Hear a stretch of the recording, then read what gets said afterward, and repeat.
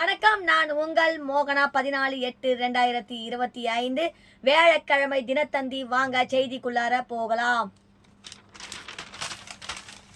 வாக்குகள் திருட்டு, சிறப்பு தீவிர திருத்தத்தால் அச்சுறுத்தல். தமிழக வாக்காளர் பட்டியலை நேர்மையாக தயாரிக்க வேண்டும். முதலமைச்சர் மு.க.ஸ்டாலின் தலைமையில் நடந்த கூட்டத்தில் தேர்தல் கமிஷனை வலியுறுத்தி தீர்மானம். சென்னை ஆகஸ்ட் 14 தேர்தல் நடைமுறை தொடங்கும் முன்பாக தமிழக வாக்காளர் பட்டியலை சுதந்திரமாக நேர்மையான முறையில் சரிபார்த்து தயார் செய்ய வேண்டும் என தேர்தல் கமிஷனை வலியுறுத்தி முதலமைச்சர் மு.க.ஸ்டாலின் தலைமையில் நடத்த திமுக மாவட்ட செயலாளர்கள் கூட்டத்தில் தீர்மானம் நிறைவேற்றப்பட்டது. தமிழ்நாடு சட்டமன்ற தேர்தலுக்கு இன்னும் முழுவதுமாக 8 மாதங்கள் இருக்கும் நிலையில் அரசியல் கட்சிகள் தற்போதே தேர்தல் களத்தில் இறங்கிவிட்டனர். அந்த வகையில் திமுக தன்னுடைய தேர்தல் பணிகளை ஏற்கனவே தொடங்கிவிட்டது. இந்த சூழலில் திமுக மாவட்ட செயலாளர்கள் கூட்டம் சென்னை அண்ணா அறிவாலயத்தில் நேற்று நடந்தது. இந்த கூட்டத்துக்கு திமுக தலைவரும் முதலமைச்சருமான மு.க.ஸ்டாலின் தலைமை தாங்கி பேசினார். அப்போது அவர் கூறியதாவது: உடன்பிறப்பே வா நிகழ்ச்சி மூலம் கழக நிர்வாகிகளை சந்தித்து நேரடியாய் பேசிட ஒவ்வொரு தொகுதிக்கும் குறைந்தபட்சம் 1.5 மணி நேரம் ஆகிறது. ஆனாலும் எனக்கு சலிப்பே ஏற்படுவதில்லை. கட்சியினரோடு உரையாடும் போது தான் எனக்கு உற்சாகம் அடைகிறேன். அரசு பணிகள் 1000 செய்தாலும் கட்சி பணி என்ன என்று வருந்தும்போது தான் தாய் வீடு திரும்பிய மன நிறைவு ஏற்படுகிறது. மக்களின் குறைகளை தீர்த்து வைக்க உங்களுடன் ஸ்டாலின் மருத்துவ உதவிகள் கிடைத்திட நலம் காக்கும் ஸ்டாலின் வீடு திரும்பி சென்று ரேஷன் பொருட்களை கொடுக்கும் தாயுமானவர் திட்டம், இப்படி மகத்தான 3 அரசு திட்டங்களை தற்போதும் செயல்படுத்தி வருகிறோம். இது மக்களிடையே மிக பெரும் வரவேற்பை பெற்றுள்ளது. நாள்தோறும் இத்திட்டங்களின் செயல்பாடுகளை நானே முன்னின்று கண்காணித்து வருகிறேன். தற்போது வழியை செயல்படுத்தி வரும் இந்த 3 திட்டங்களில் மட்டுமல்லாது ஏற்கனவே கழக அரசால் மேற்கொண்டு வரும் பல்வேறு நல திட்டங்கள் மூலம் மக்கள் மத்தியில் நமது செல்வாக்கு அதிகரித்துள்ளது. நமக்கான ஆதரவு மனநிலை தான் மக்களிடம் பொதுவாக இருந்து வருகிறது. வெளிநாட்டு முதலீடுகளை ஈர்க்கும் பொருட்டு கடந்த ஆண்டுகளில் Dubai, Singapore, Japan, Spain, America உள்ளிட்ட நாடுகளுக்கு பயணம் மேற்கொண்டு அங்குள்ள முதலீட்டாளர்களுடன் பேசிய தன் விளைவாக தமிழ்நாட்டிற்கு ரூபாய் 10 லட்சம் கோடி அளவிலான முதலீடுகள்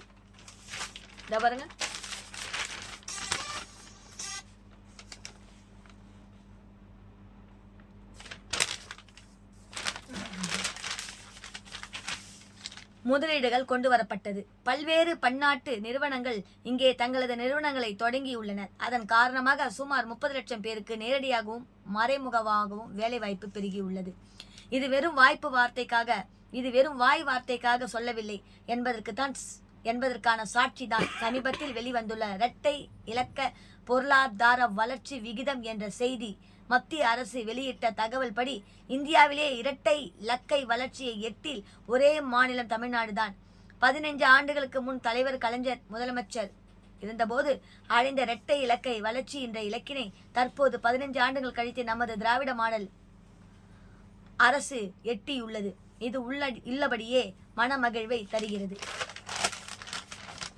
இப்படி இருக்கும் முன்பு முதல் லீடுகளை ஈர்க்க வெளிநாடுகளுக்கு பயணம் மேற்கொண்டனர். அதேபோல் வருகிற செப்டம்பர் மாதமும் அடுத்த மாதமும் வெளிநாடு செல்ல உள்ளேன் என்ற செய்தியை இந்த நேரத்தில் உங்களிடம் பகிர்ந்து கொள்கிறேன். வருகின்ற செப்டம்பர் மாதத்தில் ஜெர்மனி, இங்கிலாந்து நாடுகளுக்கு சுற்றுப்பயணம் மேற்கொண்டு முதலீடுகளை ஈர்த்து வர உள்ளேன். வரும் நாட்களில் நமது அரசு மேற்கொள்ளும் நடவடிக்கைகளால் தமிழ்நாட்டின் வளர்ச்சி பிற வளர்ந்த நாடுகளுக்கு இணையாக உயரும் என்பதை உறுதி சொல்லிக் கொள்கிறேன். அதற்கு உங்களது ஆதரவும் ஒத்துழைப்பும் அவசியம் என ஓய்வெடுப்பதில்லை என்று பலரும் கேட்கிறார்கள். ஏன் ஓய்வெடுப்பதில்லை என்று பலரும் கேட்கிறார்கள். முதலமைச்சர்னா சும்மாவா? நீங்கள் ஆற்றும் கண்காணிப்பை நமது இலக்கினை அடையும் முதல் படி. 2026 மீண்டும் நாம் ஆட்சிக்காக களம் தயாராகிவிட்டது.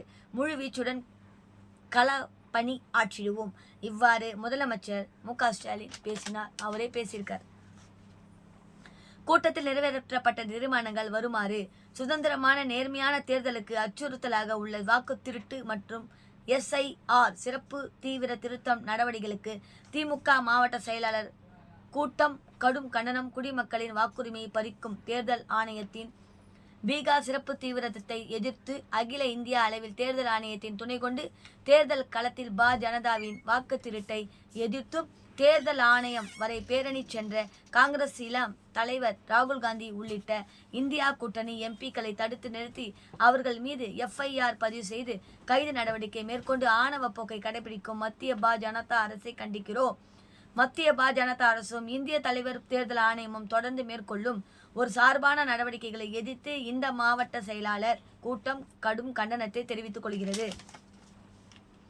தமிழ்நாடு உள்ளிட்ட பிற மாநிலங்களை தேர்தல் நடைமுறைகளை தொடங்கும் முன்பே சுதந்திரமான மற்றும் நேர்மையான முறையில் வாக்காளர் பட்டியலை சரிபார்த்து உறுதிப்படுத்தும் பணியை தேர்தல் ஆணையம் நிறைவேற்றிட வேண்டும். இம்மாவட்ட செயலாளர்கள் கூட்டம் வலியுறுத்தி கேட்டுக்கொள்கிறது. ஓரணியில் தமிழ்நாடு முழக்கத்தை ஒவ்வொரு குடும்பத்திலும் ஒலிக்க வைத்து உறுப்பினர் கோரிக்கையில் மாபெரும் வெற்றி வாகை சூடிய கட்சி நிர்வாகிகள் அனைவருக்கும் நன்றி. திமுகவில் குவிந்துள்ள முக்கிய உறுப்பினர்களின் எண்ணிக்கை இப்போது மட்டுமல்ல, 2026 சட்டமன்ற தேர்தலிலும் ஏன் தமிழ்நாட்டில் எப்போதும் திமுகவை முதன்மை சக்தி என்பதை நிரூபித்து காட்டியுள்ளதோடு மட்டுமல்ல, மதவெறி சக்திகளும் அவர்களுக்கும் சிகப்பு கம்பளம் விரித்து தமிழ்நாட்டிற்கு துரோகம் செய்வோருக்கும் இங்கே மார்க்கெட் இல்லை என்பதை வெட்ட வெளிச்சமாகி காட்டியுள்ளது. மேற்கண்ட தீர்மானங்கள் நிறைவேற்றப்பட்டன. கூட்டத்தில் திமுக பொதுச் செயலாளரும் அமைச்சருமான துரைமுருகன், பொருளாதார TR பாலு, MP முதன்மை செயலாளர் அமைச்சருமான KN நேரு, துணை பொதுச் செயலாளர் அமைச்சர் I பெரியசாமி, MPக்கள் திருச்சி சிவா, ராஜா, திருச்சி அதாவது அன்னியூர் செல்வராஜ், கனிமொழி அமைப்பு செயலாளர் RS பாரதி, செய்தி தொடர்பு தலைவர் TKS இளங்கோவன், இணை அமைப்பு செயலாளர் அன்பகம் கலை, துணை அமைப்பு செயலாளர் ஆன்டின் தாயகம் கவி உள்பட பலர் கலந்து கொண்டனர். இத்துடன் இந்த செய்தி அறிக்கை முடிவடைகிறது.